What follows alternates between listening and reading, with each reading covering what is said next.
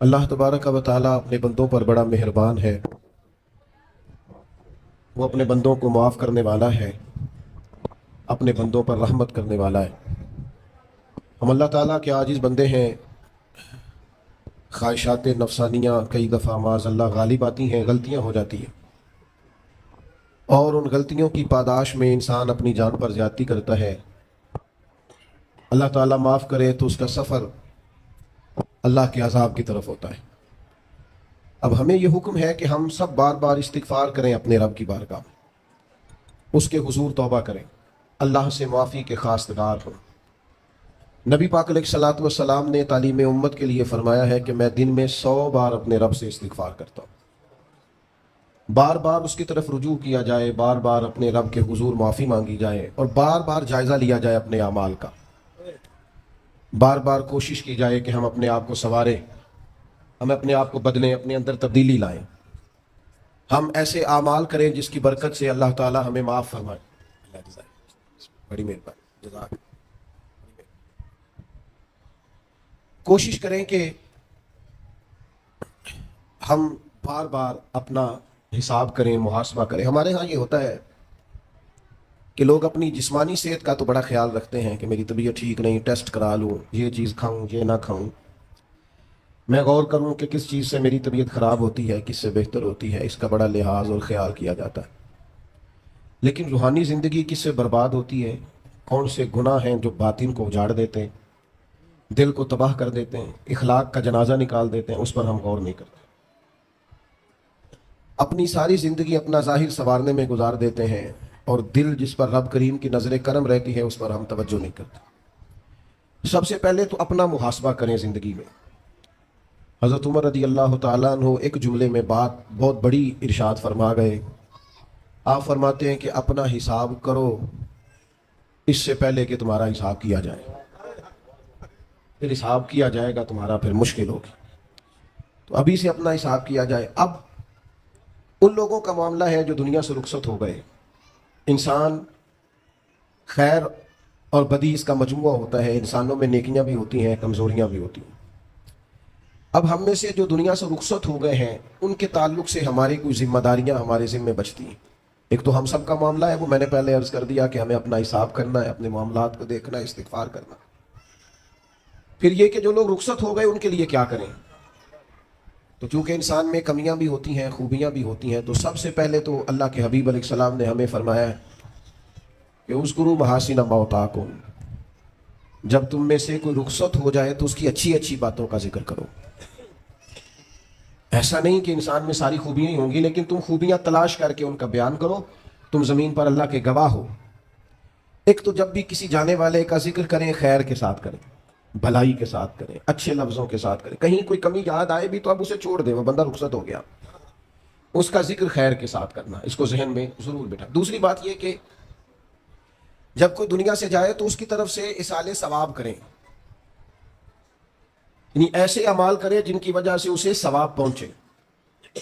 हमारे यहाँ जो रस्म व रिवाज बाज बन गए हैं, बड़ी बड़ी देगें, बड़े लाओ लश्कर, नामी गिरामी बंदा है तो नामी गिरामी आओ जाओ, तो खाने तो बड़ा जलसा, तो पता लग जाए लोगों को। तो पहले तो ये याद रखो, जिस काम में थोड़ी सी भी रियाकारी हो उस पर अल्लाह की बारगाह से अजर की उम्मीद कैसे रखते हो। जब तक अमल खालिस लिवजहिल्लाह नहीं होता, जब उस पर सवाब मिल नहीं रहा, तो जाएगा कैसे। जितना आप अमल छुपा के करेंगे, जितना आप अमल अल्लाह की रज़ा के लिए करेंगे, उतना सवाब ज़्यादा होगा, जाने वाले को फ़ायदा ज़्यादा होगा। वो मैं ख़त्मों पे जाता हूँ कई दफ़ा, तो वो कहते हैं इतने लाख रुपया मस्जिद को दिया, इसका भी ऐलान कर दें। इतने कुरान पाक पढ़े हैं तो इसका भी ऐलान कर दे। किसको बता रहे हो ऐलान करके? अल्लाह को तो पता है तुमने क्या पढ़ा है। ये पर्चियां पढ़ पढ़ के किस बात की सुना रहे हो, क्या मतलब है इसका। हज़रत अब्दुल्ला इब्न मसूद रज़ी अल्लाह ताला अन्हु फरमाते हैं, बाज़ रियाकार मर के भी रियाकारी नहीं छोड़ते। हुजूर मर के रियाकारी नहीं छोड़ते, मरने के बाद कैसे होगी? फरमाते हैं उनकी ख्वाहिश होती है जनाजे बड़े होने चाहिए, लोगों को पता लग जाए फलाना गया। मरने के बाद भी तो दिखावा कर रहा है। हज़रत अबू ज़र ग़िफ़ारी रज़ी अल्लाह ताला अन्हु का जनाजा चंद लोगों ने पढ़ा है, 4-5 लोगों, और हुजूर के महबूब तरीन सहाबी है। बड़ा जनाजा भी बड़ी बात है, अल्लाह ताला तौफीक दे तो अच्छे लोगों के बड़े जनाजे, लेकिन किसी का जनाजा छोटा भी हो जाए तो मतलब ये नहीं कि बंदा ठीक नहीं था। बात की समझ आ रही है? तो मेरे अजीज, इसाले सवाब करें तो अल्लाह की रज़ा के महज پتہ ہوتا ہے محلے میں غریب کون ہے؟ اپنے والد اور والدہ کے نام پر غریب کو دے دیں، کسی مقروض کی مدد کریں، اس بیچارے کی جان چھوٹ جائے۔ آپ کوئی گلی ٹھیک کرا دیں جہاں سے لوگوں کا گزرنا آسان ہو، آپ کچھ ایسا نظام کر دیں جس سے لوگوں کے لیے آسانیاں پیدا ہو جائیں، لیکن آپ محض وہی کام کریں گے جس سے دکھاوا ہوگا، تو کیا امید کرتے ہیں اس پر اجر کی؟ تو اصال ثواب دیکھیں قوم کو ضرورت کیا ہے، وہ والا اصال ثواب کریں۔ حضرت سعد رضی اللہ تعالیٰ عنہ نے جب آن کر کے عرض کیا تھا کہ یا رسول اللہ صلی اللہ تعالیٰ علیہ وسلم، میری والدہ کا انتقال ہو گیا ہے تو میں ان کے لیے کیا کروں؟ تو محبوب نے فرمایا کہ فلاں جگہ پانی کی قلت ہے، تو وہاں کنواں کھدوا دے۔ معنی کیا ہے کہ اس پانی پینے سے اللہ تبارک و تعالیٰ تیری ماں کو اس کا اجر عطا فرمائے گا۔ صدقہ تو جس چیز کی ضرورت ہے آپ وہ چیز کر کے دیں، اور ختم چپ کر کے بھی ہو جاتا ہے، گھر کے اندر بھی ہو جاتا ہے، اکیلے بھی ہو جاتا ہے، اس کے لیے لاکھوں کروڑوں لگانے کی کوئی ضرورت بھی نہیں ہے۔ چوتھی بات، تیسری بات، کوشش فرمائیں کہ جو نیکیاں جانے والا کرتا تھا وہ نیکیاں جاری رہیں، اس کے بچے، اس کی اولاد، اس کے سارے رشتہ دار ان نیکیوں، اگر وہ کوئی بھلائی کرتا تھا تو وہ بھلائی ہوتی رہے، وہ جاری رہے، وہ سلسلہ آگے بڑھایا جائے۔ ہم یہ کرتے ہیں کہ ہم خیر کے کاموں کو جاری نہیں رکھتے، بلکہ والد کے جانے کے بعد تو بچے بڑے سیانے ہوتے ہیں، وہ کہتے ہیں ابا جی کو تو بس وہ فلانا غریب بھی لوٹ کے لے جاتا تھا، فلانا بھی اپنی مجبوری سنا کے، تو ہم تو سیانے ہیں۔ اور خدا کے بندے، حضور علیہ السلام نے فرمایا تمہیں جو روزی دی جاتی ہے وہ تمہارے کمزوروں کی وجہ سے دی جاتی ہے، وہ جو ضعیف کمزور لوگ تمہارے دسترخوان سے کھا جاتے ہیں ان کے سبب سے اللہ تعالیٰ تمہیں عطا کرتا ہے۔ تو اس لیے یہ تو کوئی طریقہ نہیں ہے کہ آپ کے بزرگ خیر کا کام کرتے تھے آپ نے چھوڑ دیا، تو آپ ایک کام یہ کریں کہ ان کی نیکیاں جاری رکھیں۔ اور چوتھی بات یہ کہ ان کے لیے دعا کریں۔ دعا ہمیں حضرت ابراہیم نے سکھائی ہے، سورہ ابراہیم میں موجود ہے، ربنا اغفر لی ولوالدی، یا اللہ مجھے بھی بخش دے اور میرے ماں باپ کو بھی، وللمؤمنین یوم یقوم الحساب، اور جس دن تو حساب لے اس دن سارے مومنوں کی بخشش فرما دے۔ ایک شخص نے نا حضور علیہ السلام کے سامنے دعا مانگی، اللہ مجھ پہ رحم فرما اور اپنے نبی پہ رحم فرما۔ حضور فرمانے لگے تو نے اللہ کی رحمت کو محدود کیوں کر دیا ہے؟ تو کیا سارے مومنوں پہ رحم فرما، سب پہ رحم فرما۔ بھائی سب کے لیے دعا مانگی۔ یہ 2-4 بچوں کا موبائل کا مسئلہ رہ گیا، باقیوں کا بیٹا بیٹھ جاؤ، پیارے بیٹے بیٹھ جاؤ، پتر بیٹھ جاؤ، آپ بھی بیٹھ جاؤ بیٹے، آپ بیٹھ کے بنائیں، اس میں کیا رہ جائے، کھڑے ہوتے ہیں بیٹا تو پچھلوں کو دقت ہوتی ہے۔ سنو، زیادہ غور سے سنو، میں تھوڑی تقریر کرنے والا مولوی ہوں، لیکن یہ اللہ کا فضل ہے کہ میں اگر 20 منٹ بات کروں گا تو اس 20 منٹ کے اندر آپ کو کوئی 20 سبق ضرور حاصل ہوں گے انشاءاللہ تعالی۔ ہاں، وہ کوشش ہوگی کہ وہ جتنی بات ہے وہ تربیتی ہے۔ وہ بعض دوستوں کا خیال ہوتا ہے لمبی تقریر کرے، میں کیا ہوتے ہو بندہ کر سکتا ہے جنہیں ایک شعر ہی 20 منٹ پڑھنا ہوگے، اجے مزہ نہیں آیا، اجے دوبارہ پڑھو، اجے رل کے پڑھو، تو وہ تو پھر 1.5 گھنٹہ بھی کام چل سکتا ہے۔ تو جس نے ٹو دی پوائنٹ بات کرنی ہو اس کے لیے تو 10 منٹ بھی بڑے ہوتے ہیں، اور ویسے بھی تقریریں پیٹ بھرنے کے لیے نہیں ہوتی، عمل کرنے کے لیے ہوتی ہیں۔ اب تو میں ویسے بھی ذرا مصروف زیادہ ہو گیا ہوں، بہت ساری جگہوں پہ جا نہیں پاتا، تو ایک جگہ میں گیا تو ایک بزرگ مجھے کہنے لگے پچھلی دفعہ تسی 40 منٹ تقریر کی تھی، عید کی زیادہ کرنی۔ میں کہا 40 منٹ والی تھی، عمل ہو گیا جی۔ تو اگر تقریریں کانوں کی لذت کے لیے سننی ہے تو سنتے رہیں، پھر تو کئی راتیں لوگ جلسے سنتے ہیں۔ مقصود کیا ہے، نتیجہ کیا ہے، جو عرض کر رہا ہوں اس پر غور کریں، سب کے لیے دعا کریں۔ ایک بات خاص کرنے لگا ہوں، حضرت ابراہیم نے تو بخشش بھی سب لوگوں کی مانگی، حضور علیہ السلام بھی دعا کرتے تو امت کے لیے دعا کرتے۔ کبھی اپنے بھائی کے لیے بھی تو دعا کرو نا یار، اللہ تعالیٰ اسے بھی ذرا زیادہ روزی دے، بھتیجوں کے لیے بھی دعا کرو، بھانجوں کے لیے بھی کرو۔ توجہ ہے آپ کی میری بات؟ ادھر دیکھیں جی، غور کریں بات۔ ویسے دعا کرنی چاہیے کہ نہیں محلے داروں کے لیے کہ یا اللہ ادھر والا پڑوسی بھی امیر کر دے، تو ایس پاسے والا بھی ہنس دے ہو، ہاں نہ نہیں کر دے۔ یہ دعا مانگنی چاہیے کہ یا اللہ میرے پڑوسیوں کو، نہیں آپ بول ہی نہیں رہے، تو کتوں منگنی دعا منگنی چاہیے نا، مانگتے ہیں ہم۔ ایسی ہوا چلی ہے کہ ہر شخص سوچتا ہے تمام شہر جلے بس ایک میرا گھر نہ چلے۔ او خدا کے بندے کبھی محدود نہ کر خدا کی رحمت، سب کے لیے مانگ اس سے، وہ بڑا کریم ہے۔ تو کہ یا اللہ سب کو دے اور سب کے صدقے ہمیں بھی دے۔ لیکن ہم نا دعاؤں میں بھی اپنا ظرف اور حوصلہ بڑا نہیں کرتے، گنجائش پیدا نہیں کرتے۔ دیکھو داتا گنج بخش علی اجمیری رحمۃ اللہ علیہ نے لکھا ہے کہ ایک بندہ نا حج کرنے گیا تو ہر جگہ دعا مانگتا تھا، یا اللہ میرے دوستوں کو نیک کر دے، یا اللہ میرے دوستوں کو نیک کر دے۔ عرفات میں بھی، مینا میں بھی، مزدلفہ میں بھی، بیت اللہ شریف کے پاس بھی، ہر جگہ یا اللہ میرے دوستوں کو اچھا کر دے۔ ایک بندے نے اسے کہا یار یہ عجیب دعا کرتا ہے تو، میرے دوستوں کو نیک کر دے، اپنے لیے بھی تو مانگنا۔ تو کہنے لگا اللہ کے بندے میں ہر وقت دوستوں کے بیچ رہتا ہوں، اگر وہ نیک ہو گئے تو میں بھی انشاءاللہ ہو جاؤں گا۔ ان کی صحبت میرے اوپر بھی اچھا اثر ڈالے گی، چونکہ رہتا جو ان کے بیچ ہوں۔ ہمارا علاقہ امیر ہو گیا تو انشاءاللہ ہم بھی ہو ہی جائیں گے، لوگوں کے رزق میں برکت ہوگی تو ہمارے رزق میں بھی تھوڑا سا نا کشادہ دل کریں ہر معاملے میں۔ اور سنیں حدیث پاک، نبی کریم علیہ الصلوۃ والسلام نے فرمایا جو دعا اپنے بھائی کی غیر موجودگی میں اس کے لیے مانگی جاتی ہے نا، اللہ وہ دعا جلدی قبول فرماتا ہے۔ اور حضور فرماتے ہیں جب تم اپنے بھائی کی غیر موجودگی میں اس کے لیے دعا مانگتے ہو، اللہ تمہارے سرانے فرشتہ کھڑا کرتا ہے، اور فرشتہ کہتا ہے مالک جو یہ اس کے لیے مانگ رہا ہے پہلے اسے عطا فرما۔ تو کیسی سعادت کی بات، لیکن سینہ کشادہ کرنا پڑے گا، دل بڑا کرنا پڑے گا، حوصلہ بڑا کرنا پڑے گا۔ جب تک دل، طبیعت، حوصلہ یہ بڑا نہیں ہوتا اتنی دیر تک لطف۔ حضور کی ساری امت کے لیے دعا مانگے کہ اللہ جتنے خوش عقیدہ ہیں محبوب کے غلام سب کو جنت عطا فرما، سب کے لیے کھول دے دروازے جنت کے۔ دعا اللہ کی، اچھا پھر دعا مانگنی بھی ذرا ذوق سے چاہیے۔ کسی بندے نال ذاتی کام ہوئے، ذاتی کوئی لوڑ پہ جائے تو وہ کیویں کرائی دا بھلا جی؟ تو پتہ ہے سارے گل دا، السلام علیکم جناب، کہندے وعلیکم السلام، کتنے ہو جی؟ میں تے دور ہاں کدھرے، تسی حکم کرو۔ کہندے نہیں ٹیلی فون والی گل ہی نہیں، مینوں مل کدھرے؟ اور رات کو کسی وقت کہتا میں 2 بجے آؤں گا، میں جاگنا یار مجبوری بڑی ہے، تو پاویں 3 بجے آ مینوں مل کے سویں۔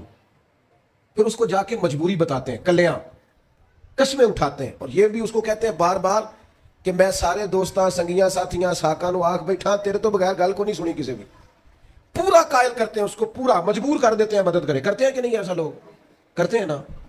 اور تمہیں پتہ ہے بندہ کیسے مانتا ہے، منا لیتے ہو تو سیکھ جاؤ نا رب کیسے مانتا ہے۔ کبھی بیٹھو نا اکیلے مسلح بچھا کے اور کہو نا اس سے کہ مالک تیرے سوا کدھر جائے، کس سے کہیں، کس کی بارگاہ میں عرض کریں، کون ہے جس کے حضور جائیں؟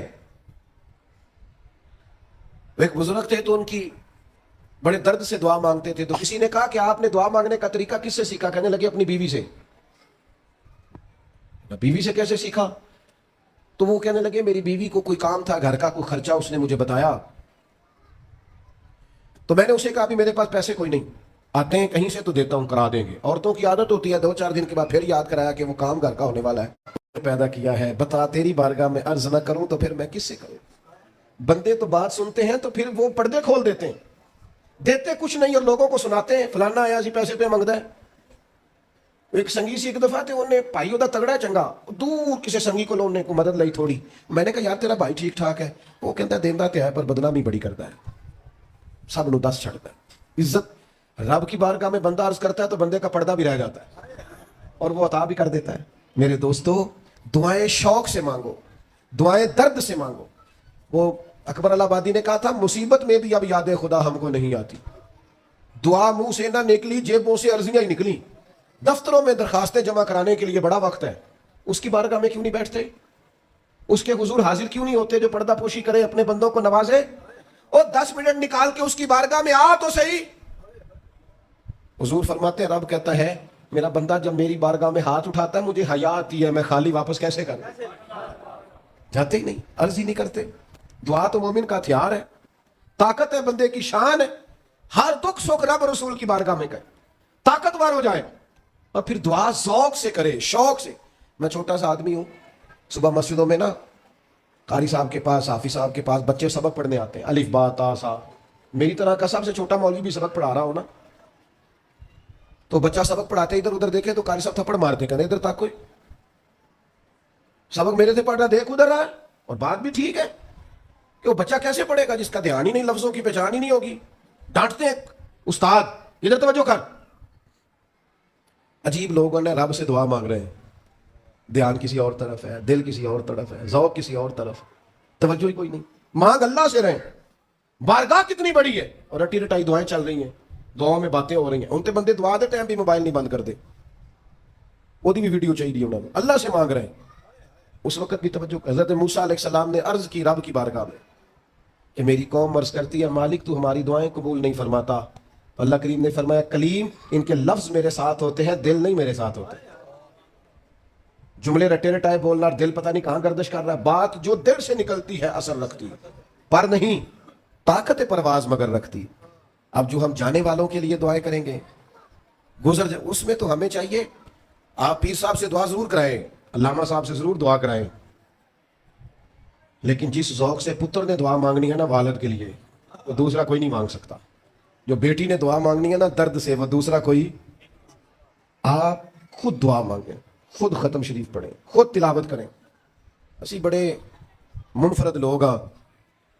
ہمارا یہ طریقہ ہے کہ ہم نے رویہ اس طرح کا بنایا ہوا ہے کہ قرآن شریف بھی کوئی اور ہی پڑھے گا ہمارے ابا جی کے لیے. او بھائی آپ بھی تو کوئی دوست پارے پڑھے نا اپنے والد کے لیے. وہ میں اتنے قرآن پاک پڑھائے نے، تو آپ کتنے پڑھے نے بھائی؟ ایک بھی نہیں. وہ سارے مدرسے کے بچے. اور پھر آپ نے ناراض نہیں ہونا میری بات سے. قرآن پاک کے بارے میں نبی پاک علیہ السلام نے فرمایا جب تک دل جمے پڑھو، اور جب دل نہ جمے طبیعت تھکے تو چھوڑ دو. تے جڑا اسی بالاں نوں بلانے ہیں مدرسے تو کہنے ہیں پورا قرآن پڑھ کے ہی اٹھنا ہے. وہ کی مطلب ہے؟ ان کا دل کرے تو آدھا سپارہ پڑھیں، دل کرے تو ایک رکوع پڑھیں. آپ نے تو پابند کر دیا ہے. کس بنیاد پہ پابند کیا آپ نے؟ آپ خود پڑھیں. اور پھر علماء نے لکھا ہے بچہ نیت کر لے والد کے لیے پڑھ رہا ہوں، کہنے کی بھی ضرورت نہیں، اللہ ثواب عطا کر دے گا. خود ایک سپارہ نہیں. اور بیٹا بیٹی بھائی سنیں میری بات، اللہ آپ کو سلامت رکھے، میری بات سنیں. اب ہم نے کرنا کیا ہے؟ اب کرنا یہ ہے کہ ہم نے خوب دعا کرنی ہے. آج بھی جن کے ختم کے لیے ہم آئے ہیں نا، ہمارا دل پورا لگ جائے. اس طرح بندہ رب کو مناتا ہے نا، یہ ضروری نہیں کہ یہاں سے سپیکر سے یہ دعا ہوگی وہی دعا ہے. آپ اپنے دل میں 2 جملے کہہ دیں اس کے لیے کہ یا اللہ تو مہربان ہے. دیکھو لمبا نہیں یاد رکھتے لوگ، جو قبروں میں پڑے پڑے رہ گئے. آہستہ آہستہ بندے بھولنے لگتے ہیں. جب کسی کا انتقال ہوتا ہے لوگ روز قبرستان جاتے ہیں، پھر تھوڑے دنوں کے بعد یہ روٹین کی. فرمایا قبر والا ماں، میرا باپ، میری اولاد میرے میرے میرے میرے لیے دعا کرے، میرے اپنے میرے لیے دعا کریں. وہ تو انتظار کر رہا. دوستو اپنے جانے والوں کا بہترین تحفہ ان کے لیے دعا کرو. میری والدہ میرے والد چلے گئے، کوئی مجھ سے پوچھے نا ان کے لیے کیسے دعا کرتے، تو میں کہتا ہوں میری سانسیں بھی دعا کرتی، میری دھڑکنیں بھی دعا کرتی. ایک دن نہیں، ایک دن میں کئی دفعہ جب بھی خیال آتا ہے ان کے. قرآن مجید نے خود توجہ دلائی وَقُلْ رَبِّ ارْحَمْهُمَا كَمَا رَبَّيَانِي صَغِيرًا. اللہ کہتا ہے کہو اے اللہ ان دونوں پہ رحم فرما، جب میں چھوٹا تھا تو میری انہوں نے پرورش کی تھی. رب نے دعا سکھائی. بھائیو صرف مسلمان کا آج موبائل بھی آباد ہے، فوٹو بھی آباد ہے، اور دسترخوان بھی آباد ہے، اور ہوٹل بھی آباد ہے. جس چیز کو آباد نہیں کرتے وہ مسلح ہے. مسلح کمزور ہے، مسلح طاقتور ہونا چاہیے. وہ بندہ طاقتور ہے جسے اللہ سے جڑنا آتا ہے، دعائیں مانگنی آتی، التجائیں کرنی آتی. خوب دعائیں مانگیں، خوب اس کی بارگاہ میں حاضری دیں. آخری بات آپ سب کے لیے میری یہ ہے کہ ہم سب نے دنیا کو چھوڑ کے جانا ہے. ہم دنیا میں اچھے عمل کرنے آئے ہیں. جڑا بچہ اتوں پردیس گیا ہے نا، ابا جی نے پلاٹ ویچیا ہے تے اماں نے زیور ویچیا ہے، وہ باہر کام نہ کرے تو جڑے اتوں کو بندہ جاؤ کہ یار تو کتنا بیوقوف ہے، تے ماں پیو نے جڑے کام کر لیا تو وہ کرتا ہی نہیں، پہلا پھرنا ہے. اور پھر میں نے سیانے لوگ دیکھے ہیں سعودی عرب میں 40 سال گزارتے ہیں پر وہاں گھر نہیں بناتے. دبئی میں، یورپ میں 40 سال گزارے، گھر نہیں کوئی. بلکہ جو کمبل خریدا تھا نا جاتے وقت واپسی تک وہی کمبل ہے. کیوں؟ کہ وہ سمجھتے ہیں گھر تو پاکستان میں. پردیس کے لیے محنت، یہاں گھر بنانے کا مقصد کوئی نہیں. اور میرے دوستوں نبی پاک نے ہمیں فرمایا دنیا میں اس طرح رہنا جس طرح مسافر رہتے ہیں. گھر تو تمہارا جنت میں، اصل ٹھکانہ تو آخرت کا ہے. لیکن ہم ساری تباہی اتار رہے ہیں، یہاں فارغ پھر رہے ہیں. آپ نے ناراض نہیں ہونا، ڈھیر سارے بندے بے نمازی ہیں اور بلا وجہ بے نمازی ہیں، کوئی وجہ نہیں. جو بندہ کہتا ہے نماز کے لیے ٹائم نہیں ملتا جھوٹ بولتا ہے، کیونکہ رب کہتا ہے لا یکلف اللہ نفسا الا وسعها. جو بوجھ کوئی اٹھا نہ سکے میں ڈالتا ہی نہیں. تو ہم نماز پڑھ سکتے تھے تو اللہ نے فرض کی ہے. ٹھنڈے اے سی لگ گئے، اب فجر میں آنکھ ہی نہیں کھلتی. او خدا کے بندو اس وقت سے ڈرو جب اے سی بھی ہو، کمرہ بھی ہو، پر نیند ہی نہ آئے. آج نیند ضرور کرو پر غافلوں والی نہ کرو.